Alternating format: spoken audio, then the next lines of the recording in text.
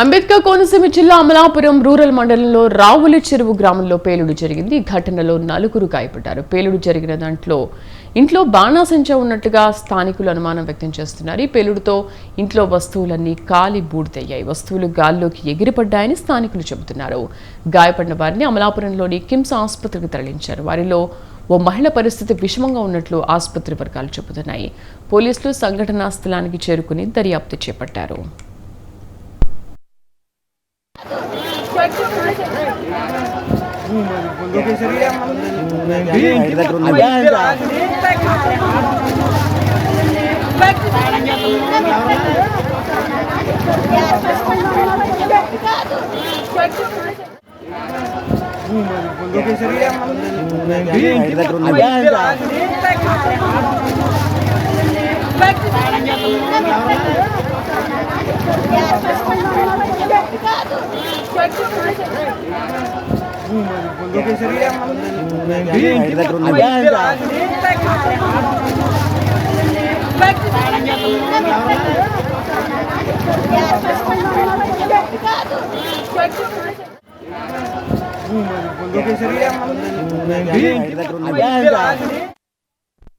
Right, మనం చూస్తున్నాం అంబేద్కర్ కోనసీమ జిల్లా అమలాపురం రూరల్ మండలంలో రావుల చెరువు గ్రామంలో పేలుడు సంభవించింది. ఈ ఘటనలో 4 గాయపడ్డారు.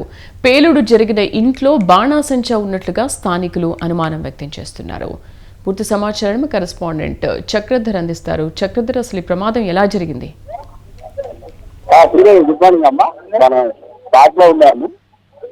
అయితే అమలాపురం మెయిన్ రోడ్డుకి అంటే మెయిన్ అమలాపురం రూరల్ మండలం ఇది రావుల చెరువు అని చిన్న గ్రామం. ఇక్కడ ఇవాళ ఉదయం ఇంట్లో గ్యాస్ పేరిందని చెప్పి ముందు వార్త వచ్చింది. అయితే ఇక్కడ ఈ ఇంట్లో బాణాసంచా కూడా ఉంటుంది అని చెప్తున్నారు. అంటే లోకల్ గా ఉన్న వాళ్ళు చెప్తున్నారు తప్ప మనకి పెద్ద తెలీదు. లోకల్ గా ఉన్న వాళ్ళు ఏంటంటే వీళ్ళు బాణాసంచా బాణాసంచా దీపావళి తయారు చేస్తారు. తర్వాత ఇంకోటి ఏంటంటే ఇవాళ వినాయక చవితికి సంబంధించిన నిమజ్జనం, ఈ నిమజ్జనంలో భాగంగా బాణాసంచా కూడా తీసుకొచ్చిస్తారని చెప్తున్నారమ్మా. సో బాణాసంచా పేలింది, అలాగే ఆ గ్యాస్ పేలింది. దానివల్ల 4 తీవ్రంగా గాయాలయ్యాయి అన్నారు. ఆ 4 చికిత్స కోసం అని చెప్పి హాస్పిటల్కి తీసుకెళ్లారు. లోకల్ గా కిమ్స్ హాస్పిటల్ అని చాలా పెద్ద హాస్పిటల్, ఆ హాస్పిటల్లో జాయిన్ చేశారు. అయితే మనకి కన్ఫర్మ్ కాలేదు, కానీ ఇప్పుడు అందరూ సమాచారం అయితే మాత్రం ఆ మహిళ ఎవరైతే గాయపడ్డారని చెప్తున్నారో ఆ మహిళ మరణించారు అని చెప్తున్నారు. ఇంకా కన్ఫర్మ్ కాలే, ఎందుకంటే మనం ఇంకా మన స్టాఫ్ అంతా కూడా ఇక్కడే ఉన్నాం. ఎక్కడైతే ప్రమాదం జరిగిందో అక్కడే ఉన్నాం, ఇంకా హాస్పిటల్లో వెళ్తారు. కాబట్టి స్థానికులు చెప్తున్నది మాత్రం ఒక మహిళ తీవ్రంగా గాయపడ్డారు, ఆవిడ చనిపోయారు అని చెప్తున్నారు.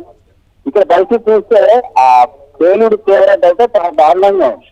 ఎందుకంటే ఒక బళ్ళు అది తగిలింది, అలాగే 2 బళ్ళు తగిలాయి. ముందు మొత్తం కుప్పకూలిపోయింది. ఆ సంఘటన జరిగిన టైంలో అక్కడ ఉన్న 4 ఎవరైతే వ్యక్తులు ఉన్నాక నేను చెప్పాను హాస్పిటల్ ఉన్నారంటే వాళ్ళు గాంధీ తీసుకున్నారు. ఇదంతా కూడా చుట్టుపక్కల ఉన్న స్థానికులు చెప్తున్నారు. సో ఇది సడన్గా వచ్చింది, మంటలు అడిగి చేశారు. కానీ ఆ 4 పరిస్థితులు ఒకళ్ళు మరణించారని చెప్తున్నారు, మిగతా వాళ్ళ పరిస్థితి తెలియదు. ఈ త్వరలో దీపావళి ఉండడము, ఇవాళ రేపు అంబేద్కర్ కోనసీమ జిల్లాలో పెద్ద ఎత్తున గణేష్ నిమజ్జనాలు ఉన్నాయి. వాటి కోసం బాణాసంచా తీసుకొచ్చారు, చాలా ఆహ్లాదంగా జరుగుతుంది. అందులో భాగంగా బాణాసంచా తీసుకొచ్చారా లేదా వీళ్ళేమైనా బాణాసంచా తయారు చేస్తారా అనేది మాత్రం పోలీసులు వెళ్తాల్సి ఉంది. పోలీసులు వచ్చారు, అలాగే ఇతర డిపార్ట్మెంట్స్ ఈ ఫైర్ ఇంజిన్ సంబంధించిన వాళ్ళందరూ వచ్చారు. ఇంకొక గంటన్నర పూర్తి డీటెయిల్స్ చేసే అవకాశం ఉంది. అంటే చక్రధర్, 2 అంతస్తుల భవనం ఒకసారిగా కూలిపోయింది అంటే బాణాసంచా అసలు ఎంత పెద్ద మొత్తంలో ఉండొచ్చు? అది 150 కిలోల వరకు ఉంది అని చెప్తున్నారు. 150 కిలోల వరకు తీసుకొచ్చారు అని. ఇంకా ఇవన్నీ కూడా ఫస్ట్ హ్యాండ్ ఇన్ఫర్మేషన్ అయితే ఏం కాదు, పార్టీ తప్ప ఫస్ట్ హ్యాండ్ ఇన్ఫర్మేషన్ ఏం కాదు. 150 కేజీల వరకు ఇక్కడ మనుగోలు సామాగ్రి ఉంది, అందువల్లనే తెలియదు. తర్వాత పెద్ద ఇందులో చాలా పెద్ద ఇష్యూ ఏంటంటే గ్యాస్ వల్ల మాత్రమే ఇది జరిగిందమ్మా. గ్యాస్ అంటుకోవడం వల్ల మాత్రం ఈ ఇంటికి సంబంధించిన పేరుకు సంబంధించింది. సో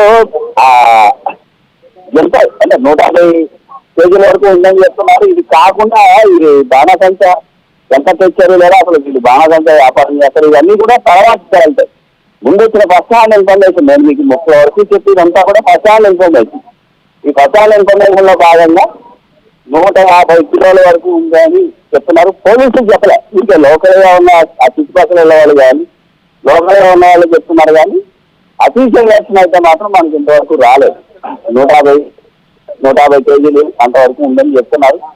వీళ్ళు తయారు చేస్తారా పాపం, లేదా ఏదైనా ఈ దగ్గరలోనే వినాయక మండపాలు ఉన్నాయి, ఆ నిమజ్జనం కోసం తెచ్చారా, ఇవన్నీ ఇంకొక 1 అవర్ 1.5 అవర్లో బయటపడుతున్నాం. Right Chakradhar, thank you.